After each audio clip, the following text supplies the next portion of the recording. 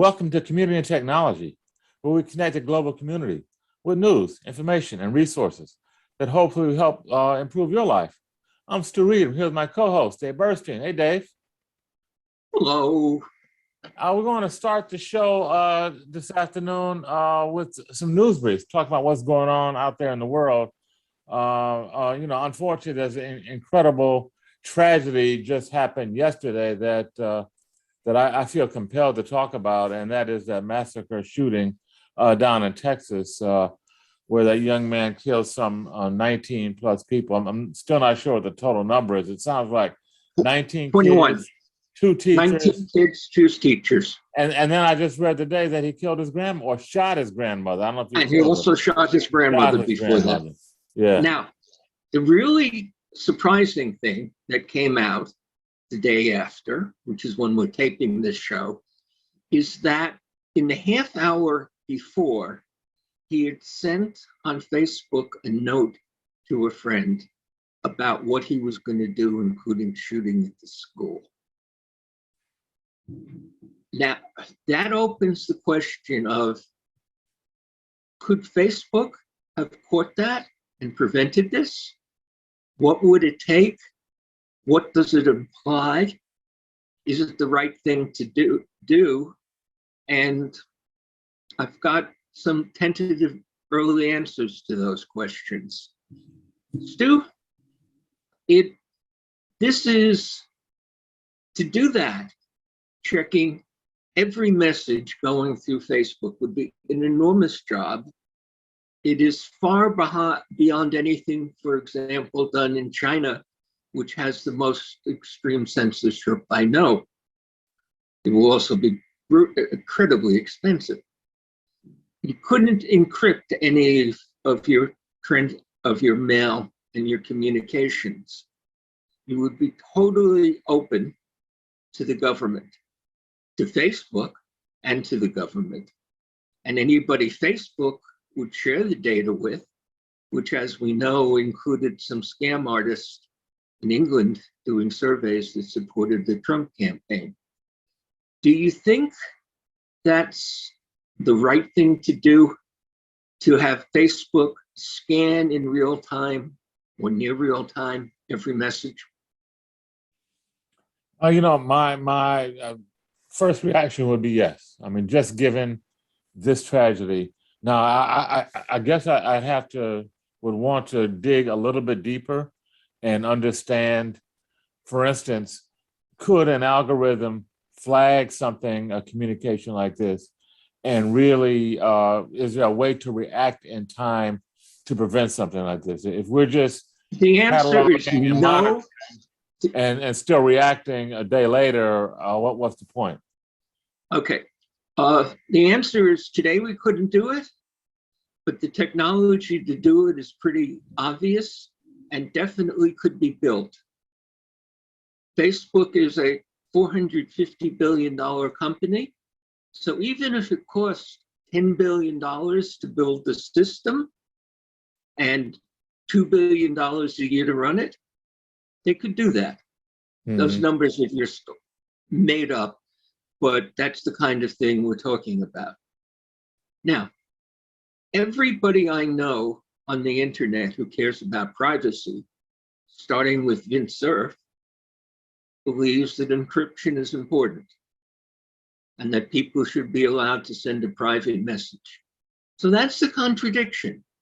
Mm-hmm. Reasonable people looking at something like this want everything to be intercepted. All the internet people, and I mean all around the world, including many internet users in China, want to be able to protect their communications from the government. How to reconcile that? Well, I've been looking, we've been talking about that problem for 5 years. Mm-hmm. Shall we bring in Kevin? Okay, I just wanted just a quick footnote to that problem, what that we're talking about. One is we're talking about the technology to understand when people are making threats and following through on the threats. I think the much bigger issue that needs to be addressed is guns. If we had some way to control the guns, to monitor the guns, perhaps this kind of tragedy wouldn't happen. I think that's the real root problem that needs to be addressed. Highly likely that any effective system that resulted in fewer guns would result in fewer things like this happening. We know there are very few examples like this massacre across Europe where most people don't have guns. In England, you have to get a special permit. One thing that I saw, my Twitter feed was all about this today from everybody, all the tech people, is that some states, excuse me, require I don't know if it's a test or a records check before you can buy a gun. Some states do not. One state, I think it was Connecticut, added that check and the rate of gun crimes went down. Another state in the Midwest dropped the requirement and gun crimes went up.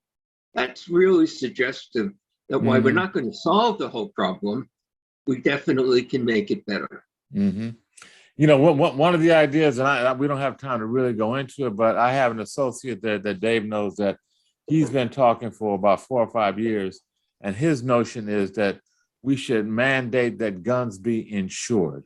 Just like cars are insured, every gun should be insured, registered, insured. And when there is a death or an unlawful killing, that somebody should be liable and that the insurance company's got to kick in. And, you know, that's a potential. I mean, I don't know that could happen, but just theoretically, that is a scheme, kind of like what you're saying, Dave, but maybe taking it to another level of control and registration and monitoring that might have some effect. But you know, you got the Second Amendment folks here in this country. I don't know if that could ever happen. So I mean, it's a quandary. But you know, I'd like to bring in our guests. We have a very special guest with us this evening. Kevin Driscoll is an assistant professor in the Department of Media Studies at the University of Virginia, where he specializes in technology, culture, and communication. His recent research and teaching examines alternative histories of the internet and the politics of amateur innovation. Kevin, welcome to Community and Technology. Thank you so much. Any thoughts on this item? What we're saying? You know, I'll say I appreciate opening the show with this story because I don't think anybody is going about their day today without thinking about it. And it's important for us to have it on our minds. Mm-hmm. I think go. No, go ahead. You know, we want to hear from you. Then we'll go back to the news.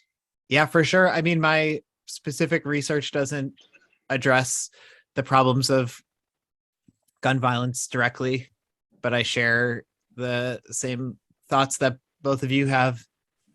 There are actions that can be taken, avenues to be explored, and the unwillingness of people in power to explore them and to take those actions is devastating.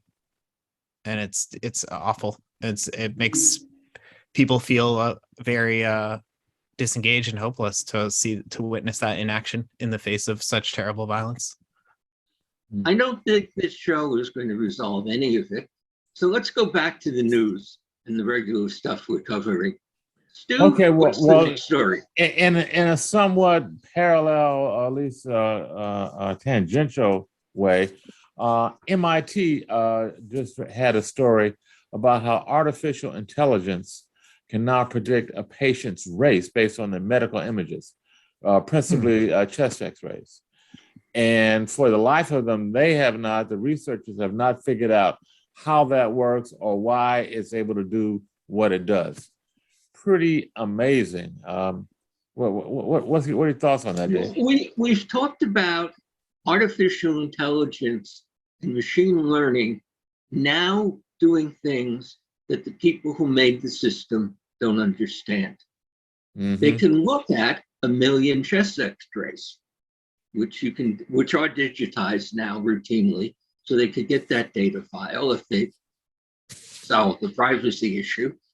and get the records to find out the person's race, and then look the computer using almost unbelievable amounts of computer power, the kind of thing that takes 1,000 or 10,000 machines at Google or Facebook when they do it, can go into those million chest x-rays and look for a pattern and find a pattern that gives the correct answer. And that's what happens when you go to your telephone and log in with your face. That comes out of the same kind of machine learning that figured out how to recognize faces. When I read the Chinese press in English in Google News, it's the same problem, the same techniques. And those have gotten to the point where even the programmers have no idea what and how the machine is doing. But it works. Very frightening. Yeah, for me, the frightening part of it, Dave, is they don't understand how it works. And where will this lead? Sounds like the AI has a, quote, mind of its own somehow that the programmers are not programming or not in control of. And, a couple of generations down the road, where does that go?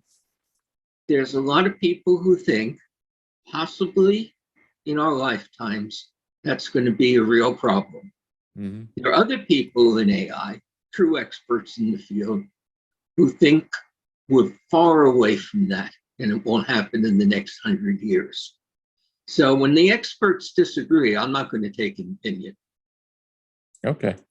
Well, I think that may be it for the news of the day. I'd like now to go to our guest, Kevin Driscoll, Assistant Professor at Department of Media Studies at University of Virginia.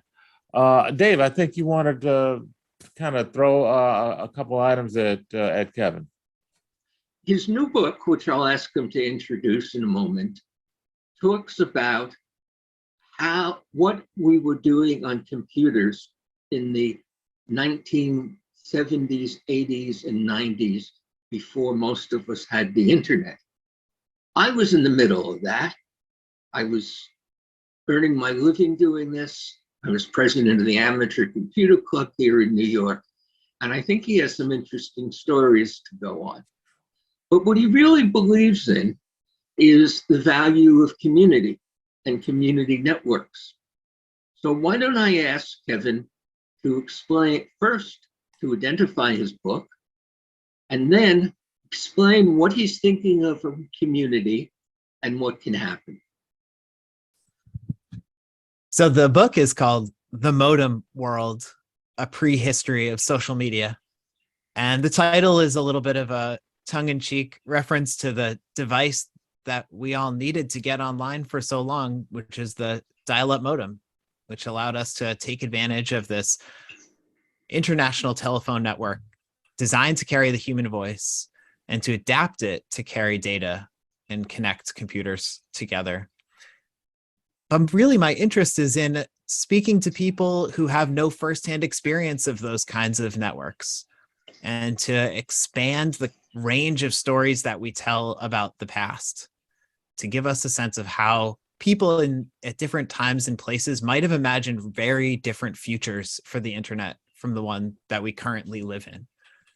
And so to do that, I've picked a range of histories that I think emphasize the grassroots, how small groups of people built local networks to serve their immediate needs. And then over time, those networks became a kind of experimental space for trying out new ideas and what it meant to be online together with people and with strangers. And I think a lot of the things we value about and came to value about the internet in the last 20 years or so, the ability to be online with family and friends, to search information about health, about faith, about other kinds of things, those practices and those expectations have their roots in these community-based networks. And so what I found was, from talking to my students and others, a lot of people who would go to look for histories of the internet would find a lot of rich information about protocols or networking agreements or how different technology firms came together and who made money from it and things like that. But they really couldn't find basic information about why. Like, why did it ever become commonplace to go to a computer to find a date or to talk about baseball? These kinds of activities had places in our lives and in our environment before. And at different times in the not so far past, it would have seemed ridiculous to think like, a computer? Really? I'm going to use a computer to talk to my sister about her new baby? And yet that has become an everyday kind of activity. So the kinds of histories I'm looking for are ones that explain the internet as we know it today, the kind of internet that we use day in and day out for our everyday lives. Yeah, you mentioned this question about community, and I was reflecting on that just over the last couple of minutes and thinking about how for a long time community was kind of taken for granted idea, not interrogated too closely. People thought like community is good, doing things for the community is good. More community is better than less community. We want to have strong communities. And by creating community spaces around computer networks and generating new ideas like virtual communities and online communities, it kind of forced a lot of people to take a step back and ask what they meant by community and who gets to say when they belong to a community, or what does it mean to leave a community, or can a person design space to encourage community? Where are the boundaries where something ceases to be community? Or like almost, do you know community when you see it? I wonder, just like throwing that question back to you all, how do you think about community in these kinds of like media environments? Let's talk about some of the things we've seen. I'll go to Stu in a minute, but why don't we talk about the probable most effective community, the well. Do you know much about that? I'm active on the well in the present. Great. And what kind of community is that? Why is that important? Is that the kind of thing you're thinking of? Then we'll go to Stu, who has actually built community networks in public housing in New York, and ask him how those are being used. It's a great question. I mean, you're kind of teeing me up in a nice way, because I write about the well a little bit in this book, in part because when I went to look at previous books and articles about these issues, the well is far and away the best known case. Like, it has the most scholarship. The reporters have written about it. There's many books, not many, there are more than one, which in this context is many. And the well is unique in that sense. It's like kind of an outlier, and it's outlier in its size. It's much bigger than a lot of the other local dial-up bulletin boards that I've been looking at. It's also organized differently. So it had startup capital. It had a significant amount of technology initially, had a business model. It was connected to other media production processes, like the creation of the Whole Earth catalog and the Whole Earth Review, rather, the magazine, and events and things that were on there. So in a way, that made it very different from some of the grassroots systems where people built them out of clubs or after school programs or church groups or other things where they had some pre-existing group, probably nonprofit, and they extended it into an online space by building a network of a kind so that they could carry on their activities or create an online archive for messages, materials, how-to files, things like that. So I think of the well as this really interesting case of, like, for many people, this is the ideal. They see it as like a particularly generative, really positive community that a lot of folks can engage with. And at the same time, there are not too many other systems like it. Most of the systems that I looked at are much smaller scale. Well, how does it work, Kevin? A lot of our listeners may not even know what the well is. Just briefly describe it. What is it? Yeah. So the well is a conferencing system where you would, in the early days, you would dial in from your computer over a telephone call, and then you could meet with other people to discuss lots of different issues, current events, fandom, interests, debate politics, argue about sports and things like that. And they would unfold over time in these forums, which were moderated in different ways and organized over all sorts of different topics. So they would do things like, bring an author in and have the author discuss their latest book for a week with the people on the system.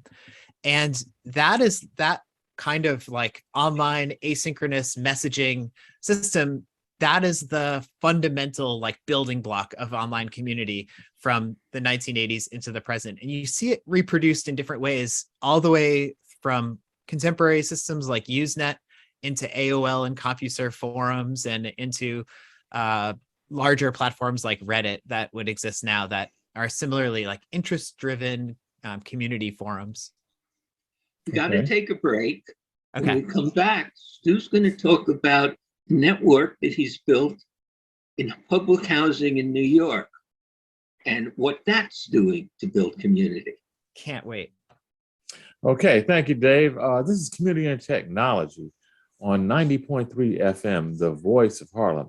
Stu Reid, Dave Burstein, special guest Kevin Driscoll. Stay tuned. We'll be right back after a brief musical break. Music a bubble, not looking for trouble. Some shekels for eye shades, just a burn up the lounge break. Session rocking, yeah.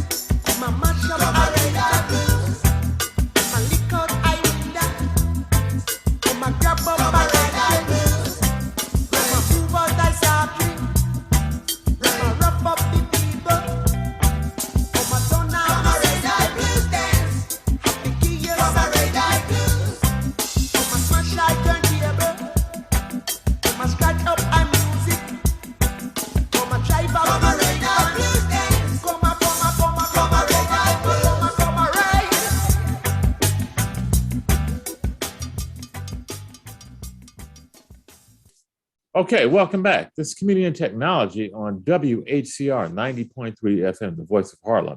Stu Reid, Dave Burstein, special guest Kevin Driscoll, professor at Department of Media Studies, University of Virginia. And before the break, we were talking about some of the early community networks that were online, one of which, a prominent one, was The Well, which apparently still exists, and a way for people to come together and communicate around areas of interest. I want to talk a little bit about community networks in another way.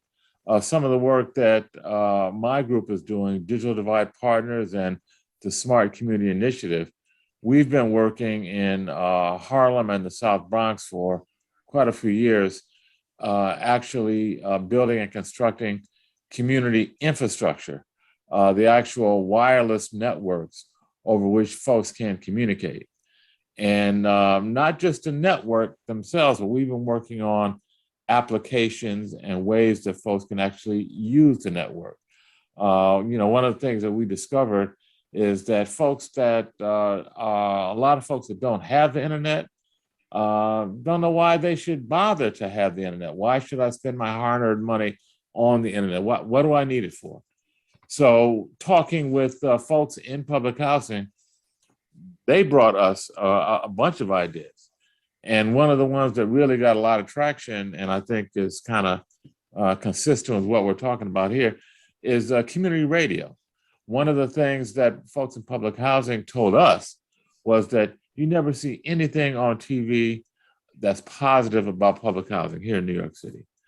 So why not create a platform where we, the residents, can talk about what's going on and not just complain about the problems, but talk about the many positive, good things that are happening in public housing. So we created a couple of small community streaming stations, one in East Harlem and Johnson houses, another one in West Harlem at Grant houses. And we're in the process of creating more of them. And essentially, it's a platform for folks to come together to talk about issues and concerns that they have. It's a way for them to invite special guests. One of the things we did during the pandemic is we started bringing in physicians and health experts to talk about what was going on and to help folks navigate through all the madness of the pandemic. And it was really helpful because, you guys know, we all lived it. And it was a time of great uncertainty and a lot of questions, and folks didn't know how to navigate, and you're hearing so many different things. I don't have to remind you guys some of the stuff we're hearing from the top leadership in Washington about what to do and what not to do. So it was really important that folks could hear from physicians and health experts that were from the community, that looked like them, that could relate to them. And we did dozens of shows with experts, where it was kind of a round table where the expert could talk, but back and forth with folks in the community. So that was a really powerful way that I saw use of the technology and use of community networks. Again, you can't just throw the technology on folks and expect that, it's going to somehow magically improve their lives. You got to help create applications and services and help them figure out ways to use it. So that's one of the things that we have been successful at. And I say I'm really talking about the residents, because they're the ones that brought the solutions to us. Another one, just briefly, and this goes back probably almost 15 years. One of the resident leaders said, I'm having issues with some of my seniors being accosted in the lobby of the building. Is there a way that you can put a camera there? And the housing authority had, at the time, did have cameras, and still do, that only the police can monitor. And they wait until somebody gets busted upside the head, then they go look for the recording and look for the perpetrator. Okay, that's a law enforcement mentality. It's really not a quality of life mentality. So what we did in response to this community leader was put in cameras that people could, in the development, could actually monitor themselves on their phone, on their tablet, on the computer. And he named it, I just want to say his name because the brother has passed away, John Johnson. He was from the South Bronx and a very fierce and incredibly passionate community and housing advocate. And he named it the Virtual Tenant Patrol. And it has really kind of taken off. And it's a way for folks to monitor and take control of their own safety and security. So it kind of created community again.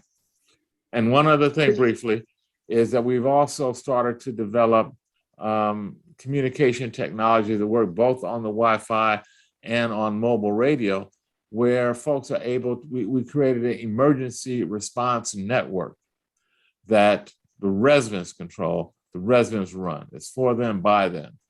And initially it was in response to Hurricane Sandy going back almost 10, 12 years, but it has evolved.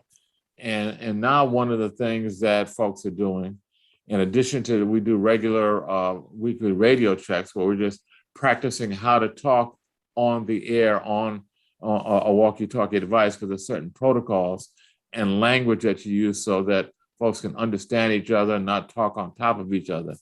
But one of the things that has evolved is folks are starting to report on conditions in their building. Are the elevators running? You know, public housing, there's some 3,000 elevators in New York City public housing. And at any given time, a bunch of them are not working at any given point in time. And so the elevators, hot water, and heat, those are primary quality of life issues that need to be monitored. And folks are now on their devices talking, doing daily reports. Whereas before you didn't know that a certain building was out. You know, you have developments that have, you know, one development, Johnson houses, 10 buildings, almost 5,000 people. And just to know what the heck is going on in that, it's a small city, it's a small town.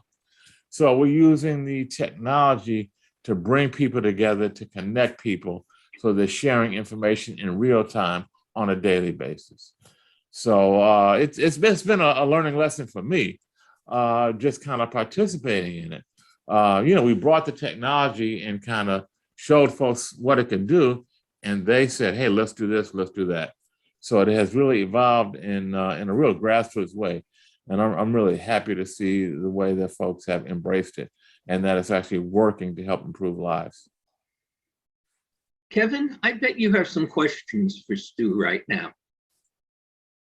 Well, first I'll say that's tremendous work and it's really exciting to hear about it. One of the things that stands out to me is how that kind of community-led development of these, as you put it, as community infrastructure, goes against a kind of logic where you imagine technology is always upgrading and replacing itself.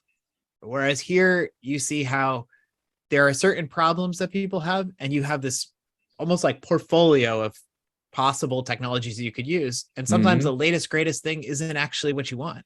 Right. You want something reliable and accessible. And so you can see just in those stories you told us about like closed circuit video or, you know, some local radio, just like two-way radio, things like that. So much can be accomplished when people are organized and communicating with one another.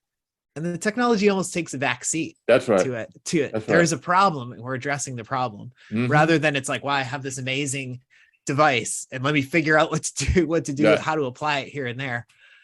I saw a lot of that in these histories too. You know, a lot of the people who embraced dial-up computer networks in the late 80s were responding to crises like HIV/AIDS and the difficulty that people had accessing up-to-date, accurate health information so that they could be informed when they went to see their physicians. Some of the earlier things around CB radio, which was adopted for all kinds of purposes beyond the kind of like Smokey and the Bandit fun stuff that we think about, you know, people using it to keep in touch, like know where their children are around the neighborhood, just chatting over the CB radio. So yeah, I'm really excited about these possibilities for well-known technologies that have become very accessible and affordable in recent years. I mean, I think the work you're describing on radio is just so exciting and positive in part because as you noted, there was a problem, and then you found the appropriate technology to deal with it. Mhm. I wonder, like, how do people integrate radio into their everyday lives? Is it playing in the background? Is it more like a podcast that you're going to go and make an appointment and listen to, or something like that? Well, I can't really speak for everyone because I don't know. Yeah. I do know that we have certain broadcasts. Like we have a Zoom event, like some of the pandemic medical things we were talking about. But then we post all of the videos on a channel. We have an archive channel. It's called Streaming University, and we've got almost 2,000 videos on there, going back almost a decade. And they're organized in some fashion. And we have a website that gives access to that called safeandsmart.org. And it's folks can go on that and kind of access stuff, education, healthcare, safety, etc. So, it's something that folks can kind of go to at their leisure, at their own pace. But when we do have a big event, we try and kind of, beat the drum and let folks know that it's happening, and please attend. We also are, doing our best to get folks involved in actually producing content. So the young folks grab it right away. But the interesting thing is some of the seniors, one of the first series that we started was something called the Wisdom Table, where we sat around with elders and talked about things that they wanted to talk about. And the wisdom and stuff that came out of those conversations were incredible. Folks talking about growing up down south and the remedies that their grandmother provided, for different ailments, a lot of which have kind of disappeared from common knowledge now. But, we used to call it wives' tales when we were kids, but it worked. It worked. And just to hear about that again, and for them to raise it up and to kind of talk about it. And then there's a couple of physicians. I'm thinking one physician, Dr. Bowles. She's a physician and a scientist. She's a PhD scientist and an MD. And she would come in with some of these seniors and just kind of talk about. She also grew up in the South and had a grandmother that had a lot of these home remedies. So she would tie it into modern medicine and kind of explain how it worked and why modern medicine is ignoring it or not adopting it. So a lot of learning there. To some degree, get back to your question, we got to kind of push it out where we can, but where we can, we also invite people to come in. And I was very encouraged, and still continue to be, that the way that the seniors kind of adopted it, because a lot of them, they didn't have computers. All they had was a phone, and some of them started to get tablets as we got more involved in the process. So they've come a long way. Yeah, I think the way that you're highlighting the contributions of seniors is really important. And I mean, this is a funny, unexpected twist on the experience I've had writing this book, which is that a lot of the folks who built these really exciting early systems are still around. I mean, when we talk about things happening in the 1980s, that is not especially long ago in the grand scheme of things. And when we look at the longer history of telecommunications and community systems in the United States and beyond, we're talking about people doing extremely innovative technological things into the 19th century with coast to coast radio relay networks and messaging systems and things like this. And there is this a relatively recent notion that young people inherently understand technology and it's only accessible to young folks, and social media is for young people and things like that, when that is the furthest thing from the truth. Some of these ways of being online together are things that people have been doing for 30 or 40 years. And we should be hearing more from those folks who have that depth of experience and who have experienced some of these same kinds of problems that we see today time and again. And they have they've seen the wheel be reinvented a few different times. So yeah, I'm really excited about the ways that these systems you're describing can create openings for people to talk to one another. And the title, The Wisdom Table, is just brilliant. I love it. Mhm.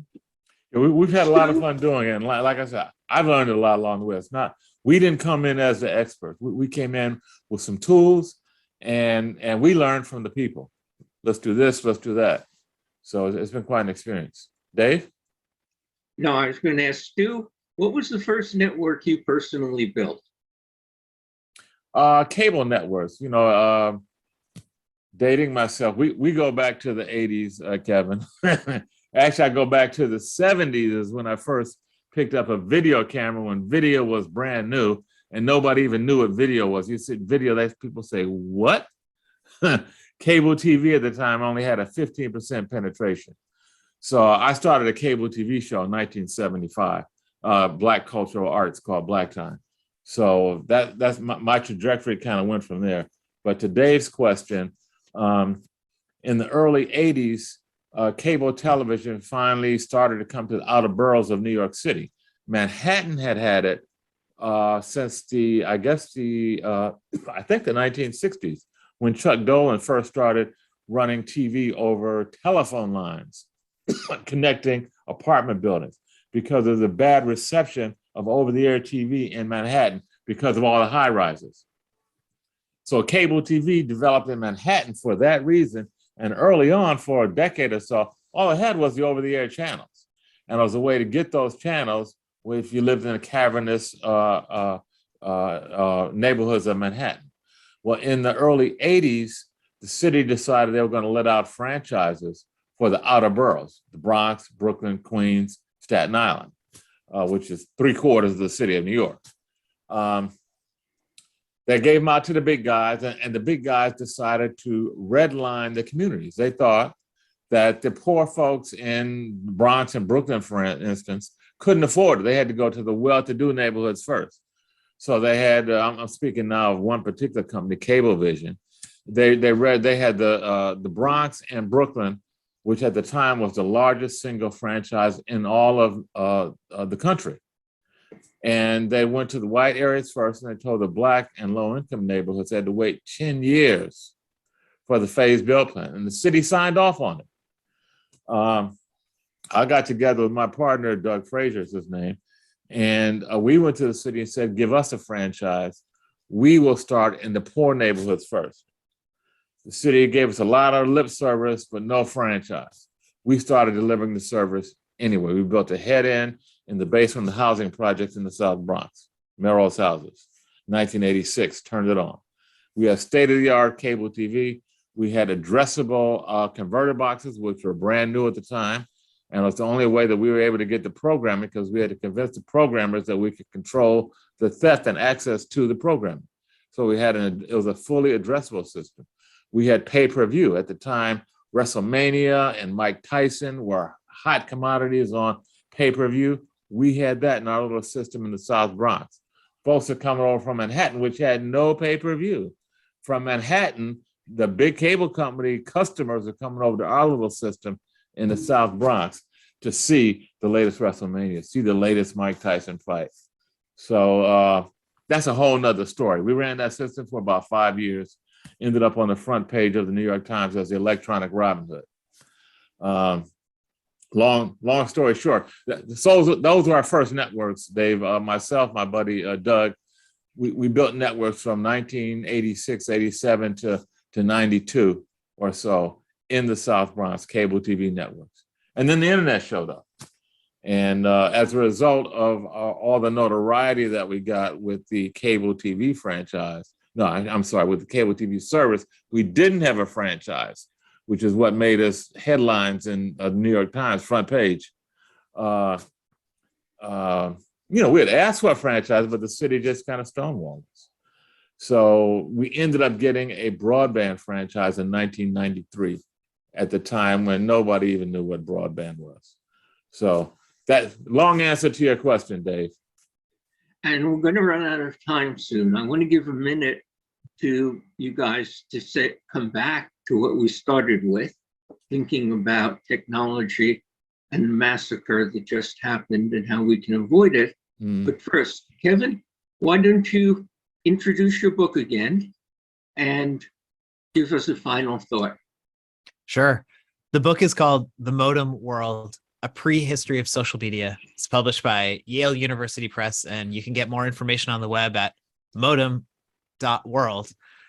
And the question I want to leave everybody with is, right now we use an internet dominated by a handful of platform providers who are not accountable to us and our needs.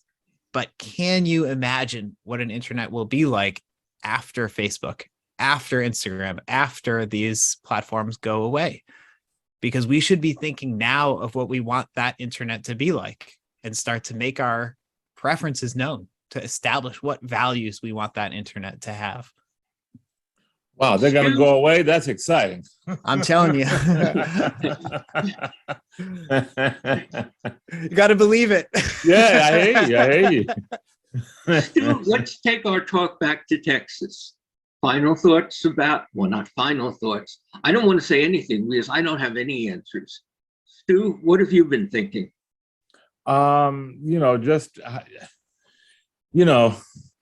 We can't blame the technology. I think that's a mistake to look at the technology for just because he posted and we didn't see it in time.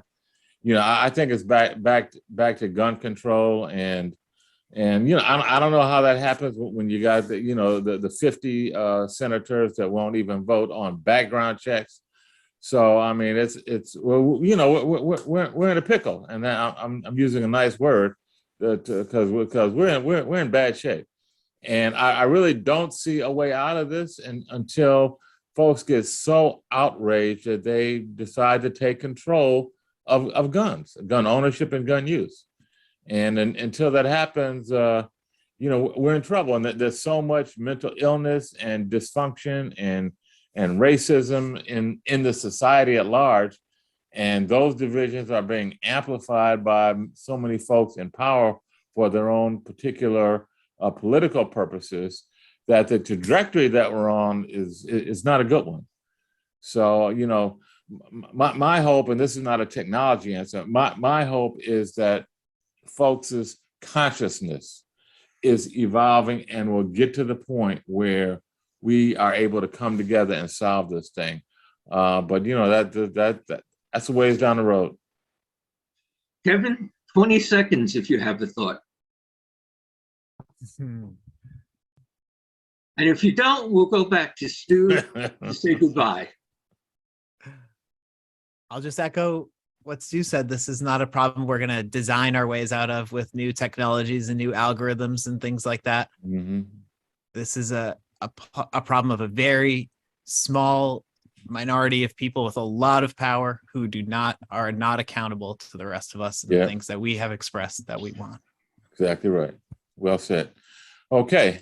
Well, I want to thank Kevin Driscoll, assistant professor at Department of Media Studies at the University of Virginia, for joining us today. Thanks, Kevin. Thank you all so much. It's truly a wonderful opportunity. Okay, great. Dave, any final comments before we sign off? Okay. This has been Community and Technology on WHCR 90.3 FM, the voice of Harlem. Stay tuned every Wednesday, 5 to 6 p.m. Thanks all. Good night.